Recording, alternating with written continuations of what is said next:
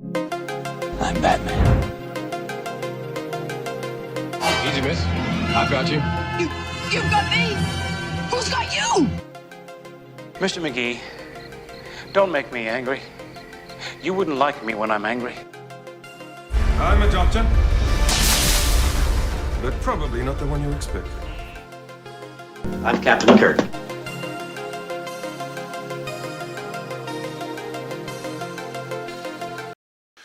Welcome everyone to this special Geek This Week presentation, and this is my Pensacon 2022 review.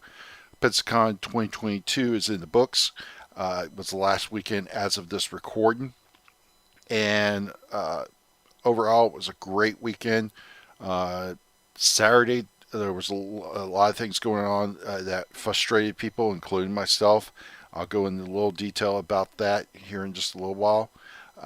One of the things I know on Friday was that normally pickup for your VIP passes 3-day weekend and the purchase day passes starts at 11 a.m. at the Bay Center, Pensacola Bay Center, but for one reason or another it was 11:30. I don't know what the deal with that was. Also, there was a lot of confusion on the parking for VIPs. At the last minute, as of the night before the first day of Pensacon, it was said it was going to be in the parking lot of the Grand Hotel. However, once I arrived at the Bay Center that Friday morning, I couldn't find any way to get into that parking lot. So I wound up parking the whole weekend at the back of the Bay Center, as they did in 2021. So, all in all, Friday was a pretty good day. I want to give a shout out to Starbase Atlanta. They are amazing. They are a vendor that has always been at Pensacon ever since I've started attending Pensacon, which was, I believe, in 2015. And I've purchased a lot of stuff from them, but one of the things I purchased in my very first Pensacon was this t-shirt you see right here, Star Trek t-shirt of the episode Mirror Mirror, episode 39, and that's the episode number in production order. I have had my picture wearing that t-shirt with every surviving cast member of the Star Trek the original series, with the exception of George Decay, which, as you know, was at Pensacon 2022. I could not find that t-shirt to save my life. So I happened to find the phone number for Starbase Atlanta. I called them. They said they had the t-shirt. They normally don't bring it anymore to when they come to Pensacon, but they would have one set aside for me to pick up. I picked it up that morning of the first day of Pensacon, and I found out that was the very last t-shirt they had, and they're not making them anymore. So Starbase Atlanta helped me complete a bucket list. If it wasn't for them being willing to put that shirt in their inventory that they were bringing to Pensacon, I wouldn't have been able to complete that bucket list. So this is a shout out to them. I want to say thank you. They have a lot of great stuff at their booth. Matter of fact, you can see here, these are 2 of the 3 pins for the Discovery Mirror Universe pins. The left one is the gold, which is the command, and the other one is the copper, which is operations. You can find a lot of great stuff there. Star Wars pins. They have a lot of the Star Trek communicators, rank pins, especially from the movie era, from Star Trek 2 to Star Trek 6. They have the rank pins, just about any rank you want. They also have the rank pips for TNG, Deep Space Nine, Voyager. So check them out. They're there at Pensacon every year. They also have a website. Go to their website, check it out. And again, that vendor is Starbase Atlanta. So Friday. Let's stay on Friday first. Friday was mostly, believe it or not, panel day. I usually stick to get my autographs done the first day and then go and do panels. But for this reason, this day I did more panels. That day I was originally going to do the Ted DiBiase panel, but since he canceled, Marta Christian was put in his place, and that was up against the Land of the Lost panel. I chose to go to the Land of the Lost panel, even though I'm not a super fan of Land of the Lost. So after the Land of the Lost panel, I attended the Mark Singer panel. Just so you know, throw a picture back up here.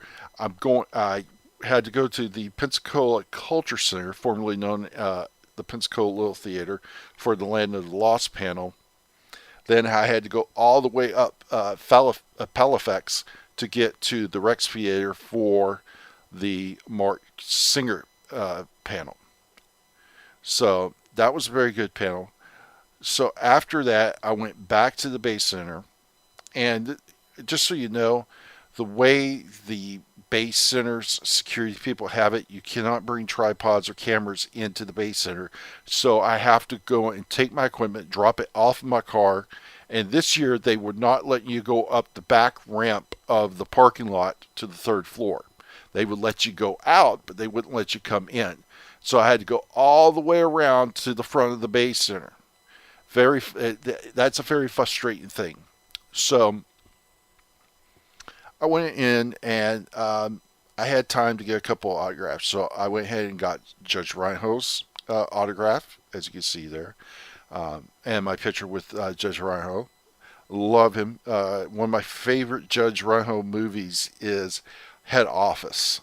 Also stars Rick Moranis, Jane Seymour, and Danny DeVito, and Eddie Albert. But he actually remembered the movie when I mentioned it to him, which was very, very cool. Next, I got autograph from AEW superstar Ruby Soho. It was great to get her autograph. Second AEW superstar to come to Pensacon. Then I got the autographs of John Bradshaw Layfield and Ron Simmons. And what was weird is Ron Simmons didn't sign my autograph from him as Ron Simmons. He signed it as Farouk. That was his first name in the WWE. John Bradshaw Layfield, as you well know, JBL, had a great conversation with him. I had to tell him thank you. And the reason why I told him thank you was last year around WrestleMania. As you know, Pensacon didn't take place until May of next year. It was pushed down because of COVID. But right before WrestleMania weekend, I lost my best friend, my buddy, my emotional support, my cat Pinky. We were inseparable, and we would always watch wrestling together. And it was just extremely hard losing him. And I had watched the Hall of Fame ceremony, and that was where JBL was inducted into the WWE Hall of Fame. And I remember watching that speech, and he apologized to a bunch of people that he may have offended over the years. And he finished that speech by saying, "Cry me a river, snowflakes." And it just put a smile on my face, so I had to tell him thank you for that. I also asked him about whether or not his JBL character was based off of J.R. Ewing from Dallas, or was it based off of Lex Luthor from the comics? And JBL confirmed that that character, that gimmick, he based it off of J.R. Ewing, which he said Vince didn't see it, he didn't get it. So after that, it was getting close, so I went and got in line for the trolley to get to the Court of DeLuna Event Center, which was where the Judge Reinhold panel was going to take place. And I had only been there one time. I normally walk to the venues because it's quicker than taking a trolley, but in this instance, I didn't know how to get there by foot, so I was forced to take the trolley. I was in line waiting for the trolley at 5 p.m. The panel started at 5:45. We didn't get there to the Court of DeLuna Event Center until 6:10. So I missed the first 25 minutes of the panel. Panel was 45 minutes, so I pretty much missed over half of the panel. So I wasn't able to record it. I was not happy about that. So I did stay for Lou Ferrigno panel. That was a very good panel. I'd been to one of his panels before, but I thought this was fun again. And I've read comments on Facebook, people that were saying Lou Ferrigno was rude and such, but I've never had that experience. I've met him before, and he was extremely nice to me. He listened to my story about the scar I have on my chin, which I got when I was about 7. Yeah, I think I was 7 years old when the Incredible Hulk first came on the air, and I remember watching that scene where David Banner first time transforms into the Hulk, and you have the thunder and lightning. He raises back and roars, and as he's roaring, the lightning comes down. I remember watching that, and I went to bed that night, and I had nightmares that the Hulk was coming to get me, and I happened to slept on top of a bunk bed and fell off and busted my chin. But so after the Lou Ferrigno panel, I went and had dinner, and I made it a tradition ever since I found this restaurant, Franco's. Great Italian restaurant, great food. I always get the chicken parmesan. It is awesome. So I ate there, and then after that, I went to my hotel. So Saturday, that is an interesting day. So learning from my mistake on Friday, as soon as I got to Bay Center, first thing was I got in line to take the trolley to get to the Court of De Luna Event Center so that I could be there in time.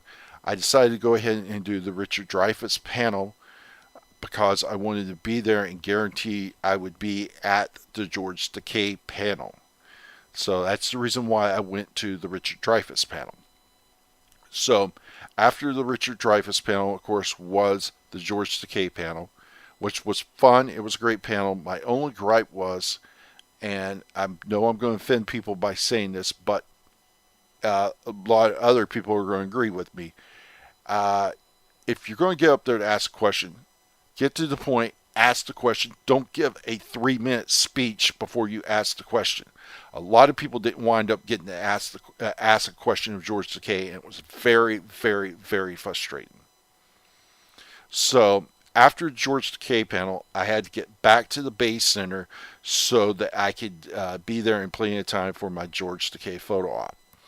Fortunately, because it was daylight, I was getting ready to go on the trolley, but it got full already and couldn't get on it. So I just followed some people and walked, and I saw how they were getting back to the Bay Center in daytime, which is fine, but I wouldn't want to do it at night. I wouldn't recommend it, my personal opinion, unless you're with a lot of people and you can be in a group and know you'll be safe, because you're cutting under the interstate to get to the Bay Center. So with that said, one of the things I heard was it took forever for people to get their tickets Saturday. Anybody who came Saturday to pick up their weekend passes, VIPs, or to purchase daily tickets for Saturday. Saturday's usually the business day for Pensacon, but this was beyond anything. It was a 2.5-hour wait just to get inside. I know they had posted and announced that anybody who had a Saturday pass could get in Sunday for free, that they were going to roll the ticket over. It would be also good for Sunday. The other big issue was with photo ops. So my photo op with George Decay was at 2:25. I didn't get my photo op with him until well after 4:30. And the problem with that is I had another photo op that was scheduled at 4:40 with John Brashaw Layfield and Ron Simmons. That wound up getting canceled. I basically wasted 3.5 hours waiting on photo ops that time I could have spent getting autographs that I wanted to get. I didn't realize that Tom Atkins was only going to be there Friday and Saturday, so I wound up not getting his autograph. But it wasn't the end of the world. It wasn't a big deal to me. So I finally got my picture with George Decay, completing the bucket list. I have had my picture with every surviving cast member of Star Trek: The Original Series wearing my Mirror t-shirt, and George Decay was the last one. Now, in this picture, I realized, oh crap, I'm not smiling. But in hindsight, it works out because we're given the Vulcan greeting, and I got the expression of a Vulcan on my face. It's it couldn't worked out any better, I guess. So, because we had to wait to do Epic Photos had to do refunds and transfers of photo ops that got canceled to Sunday. I had to wait to get my photo op with APA, which was the tag team name for Ron Simmons and JBL, transferred over to Sunday, which was going to be at 11:25, which meant I couldn't do the Giancarlo Espero panel. So, by the time I got out of there, it was 6:30, and I wanted to go to the Last Nerd Standing contest, and so I didn't have time to go eat at Atlas House. So I get to the Voices of Pensacola Center for the Last Nerd Standing contest. This year they changed it a little. Once you won a prize in the first round, you couldn't win another prize, so that everybody had a chance to win a prize, which is fair because I would have won several times if they hadn't done that. So, because I did win a round, I got to go into the final round, and it finally came down to me and this one guy, and I wish I had gotten his name because he was really, really good. It was to the point that I started sweating this. If you've watched my review, especially my Pensacon 2020 review, you'll know that I won the Last Nerd Standing contest, the grand prize for 2022. They did have the Last Nerd Standing 2021, but they didn't have a grand prize.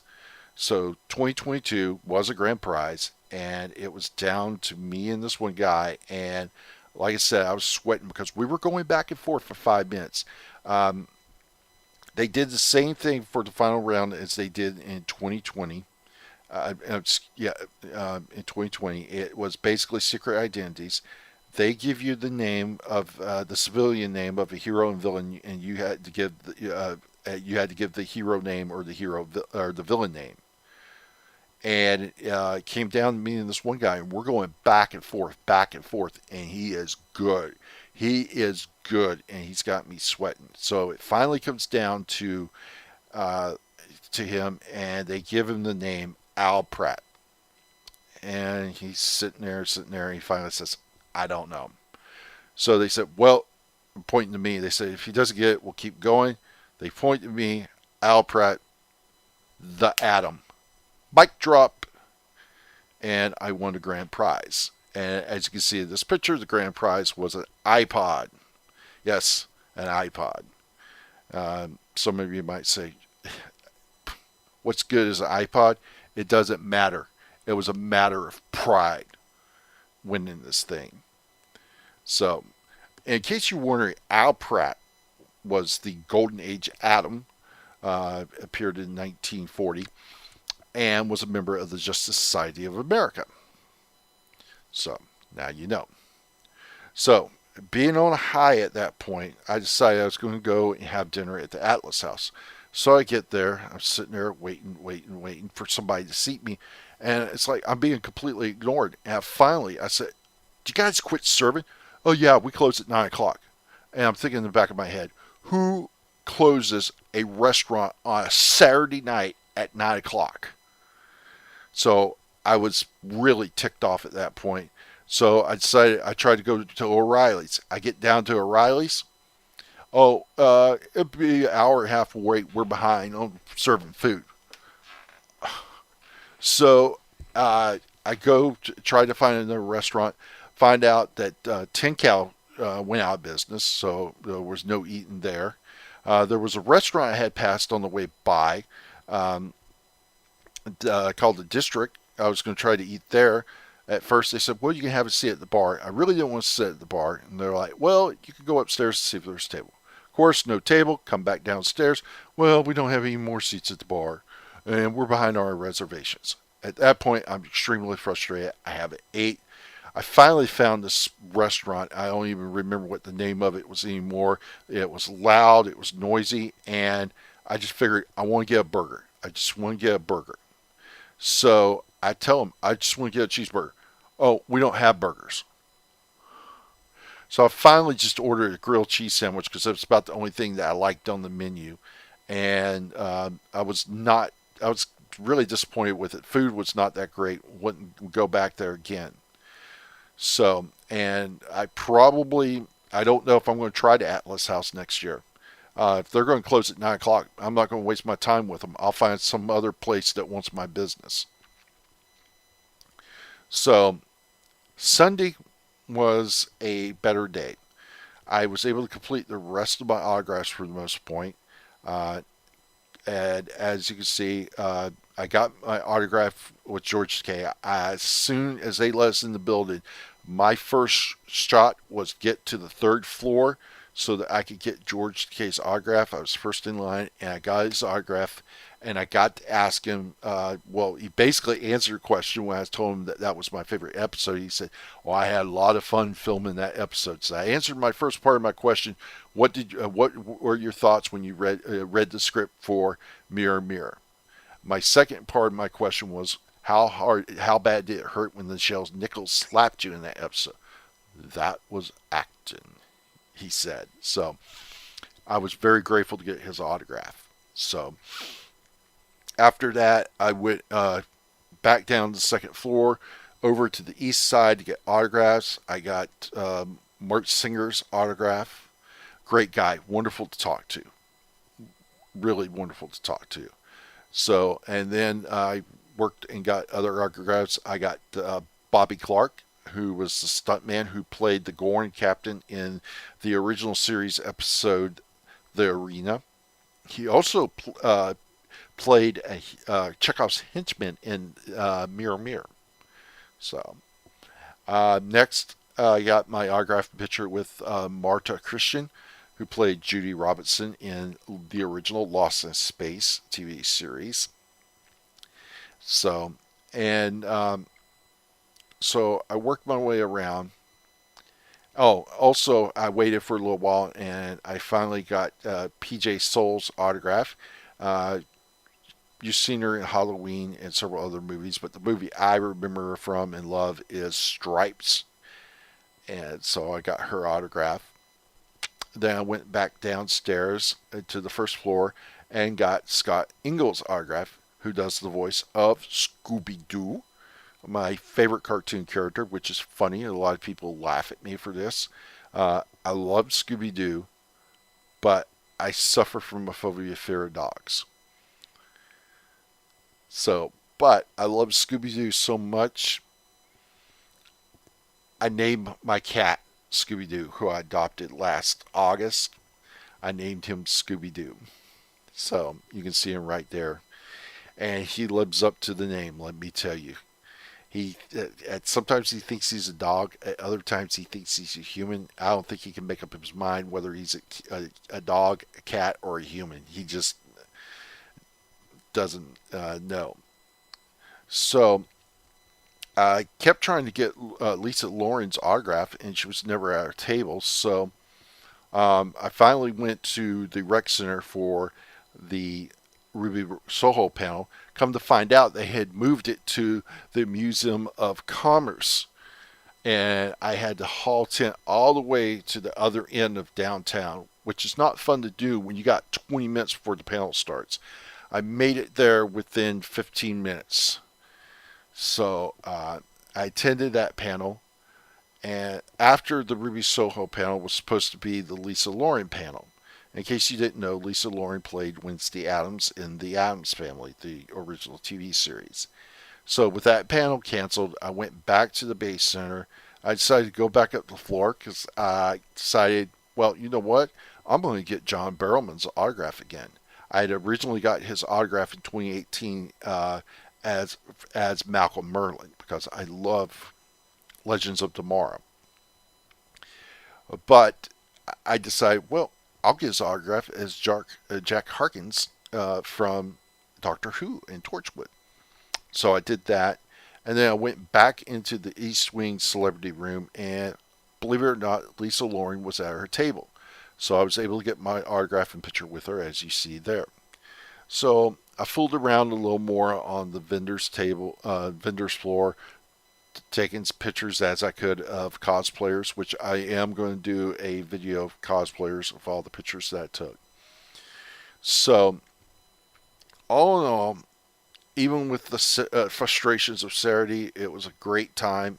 Had fun, chatted with some people, and I hope I didn't bore you or whatever. But I had a good time all overall. When you really think about it, just take the frustrations of Saturday out. I really had a good time. Pensacon has helped me complete a bucket list because 3 of the 4 original cast members' autographs that I gotten were all at Pensacon. So if it wasn't for Pensacon, I wouldn't have been able to complete that bucket list. So, and already it looks like Pensacon 2023 is going to be awesome. We got returning guests of Sam Jones, Flash Gordon, Peter Davidson, the Fifth Doctor, Doctor Who, Griffin Delis Gray, also known as Gray Griffin, and Gray Delis does the voice of Daphne in Scooby-Doo. She will be at Pensacon 2023. There was another actor, I can't remember his name, a voice actor of an animated series I've never heard of. And, of course, 5-time WWE Women's Champion and 4-time Impact Knockouts Champion. And I would call her, she could be considered the GOAT, the greatest of all time, Mickie James. So, but as you know, early announcements, things can happen, cancellations can happen, and that's the nature of the beast. And we really had a lot of cancellations for this Pensacon, and it got really, really tight there at the end. Like I said, Ted DiBiase canceled, and the day before Pensacon, Lana Wood canceled, and I was really looking forward to meeting her. So, yeah, overall, Pensacon was very, very fun. Definitely going to be at Pensacon 2023. I'm definitely going to do that, and I'm looking forward to it. So, hope you guys had fun. Those who attended, I will be posting the panels shortly. Probably, I'm debating on which one I'm going to start with first. I think I'm just going to throw it out there and may start with the George Decay first, but don't hold me to that. So, anyway, guys, thank you for watching. Appreciate you guys' support. Check out all the other great content on the Geek This Week YouTube channel, especially all the other panels from the previous Pensacons, and much, much more. If you're a horror Nashian enthusiast, check out my Hammer Blu-ray reviews and much, much more. And thank you guys for watching. Appreciate your support, and I'll see you guys at Pensacon 2023 next year. Bye.